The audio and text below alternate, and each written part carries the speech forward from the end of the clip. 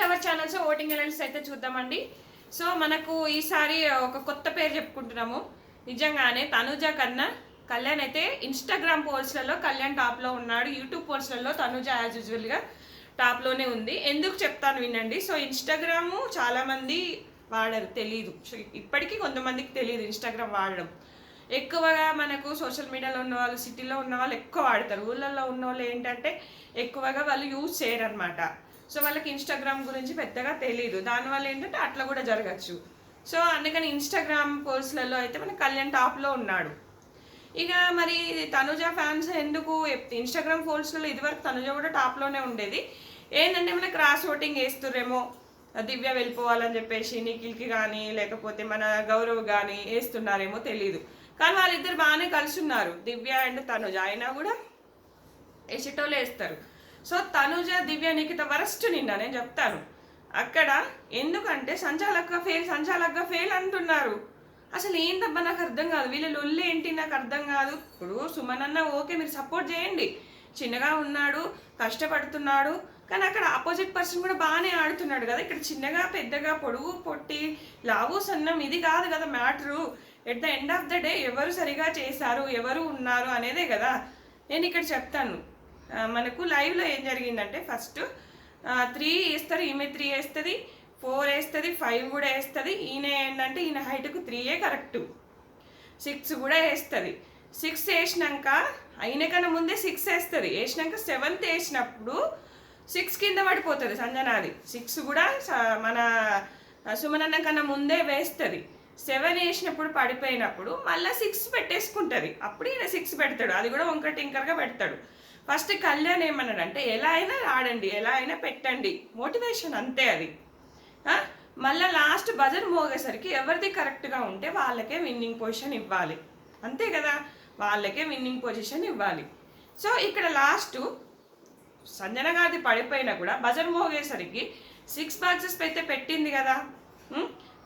ఆ 6 బాక్సెస్ కూడా సుమనన్న కన్నా ముందే పెడుతుంది. 7th బాక్స్ వేసేటప్పుడు పడిపోతే అప్పుడు మళ్ళీ పెడుతుంది. సో అప్పుడు ఆ లెక్క ప్రకారమైన కూడా సంజనానే కదా పెట్టింది.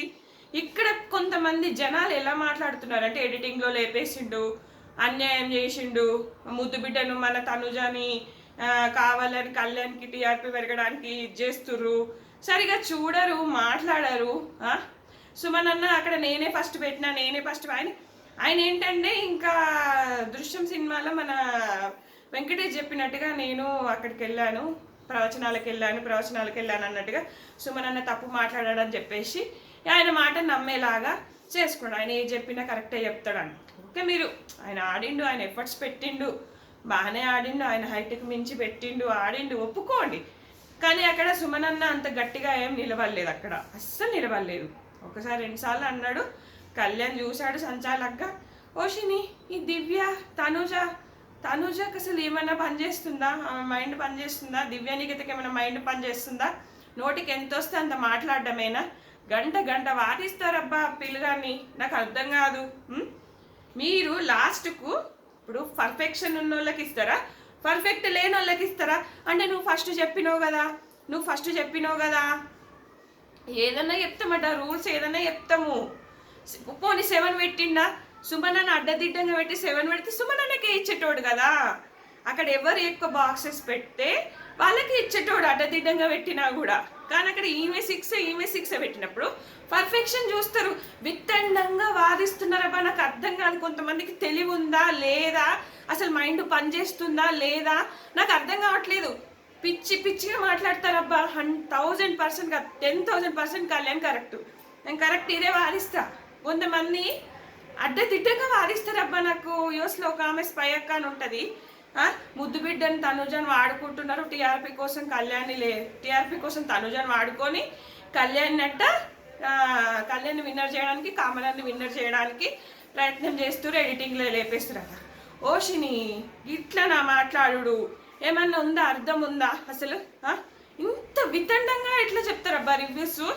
ఆమె ఎవ్రీ ఇయర్ కొంత డబ్బులు తీసుకుంటుందేమో నాకు తెలియదు, కానీ అడ్డదిడ్డంగా మాట్లాడుతుంది అబ్బా కొన్ని విషయాల్లో.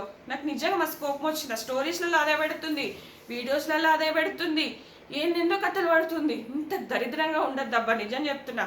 న్యాయం మాట్లాడు నువ్వు. ఫెయిల్ సంచలకు అని పోయి మంచిగా వండుకుంటావు. ఆ పిల్లడమ్మ ఏడ్చుకుంటూ కూర్చుంటాడు రాత్రి అంతా. నాకు అర్థం కాదు. ఓషిని కరెక్ట్గా నిర్ణయం తీసుకుంటాడు. టవర్ టాస్క్లో కూడా అట్లనే జరిగింది. మరి అప్పుడంటే శ్రీజ కూడా ఫస్ట్ పెట్టింది కదా టవర్. లాస్ట్కి వచ్చి కూల్చేసి ఫస్ట్ పెట్టుడు కాదు, భజన మోగేసరికి ఎవరిది ప్రాపర్గా ఉంటే వాళ్ళదే లెక్క. ఫస్ట్ పెట్టింది కదా అప్పుడు శ్రీజకి విన్నింగ్ ఇచ్చారా? ఆ టాస్కే దొబ్బేసిర్రు. మరి అప్పుడెందుకు నోర్లు ఇవ్వలేదు? అప్పుడెందుకు మాట్లాడలేదు? శ్రీజ గురించి అసలు స్టాండే తీసుకోలే ఆమె. అస్సలు తీసుకోలేదు శ్రీజ గురించి. నిజంగా చెప్తున్నా, స్టాండ్ తీసుకునే లేదు. పోతే పోయింది, గయ ఒర్రేది అని. మరి గేమ్ మార్చుకుంటుంది, హింట్స్ వచ్చినా కొద్దీ అంటుంది. మరి తనుజ గేమ్ మార్చుకోలేదా? తనుజ ఎంత గేమ్ మార్చుకుంది? తనుజ కూడా ఫస్ట్లో ఒకలాగా ఉండి ఇప్పుడు ఒకలాగా మారిపోయింది, మొత్తం మారిపోయింది. సో ఇంకా తర్వాత వచ్చేసి మనకు సంజన గారు ఉంటున్నారు కొన్ని ప్లేస్లలో, భరణి గారు ఉంటున్నారు కొన్ని ప్లేస్లలో డీమాన్ ఉంటున్నాడు.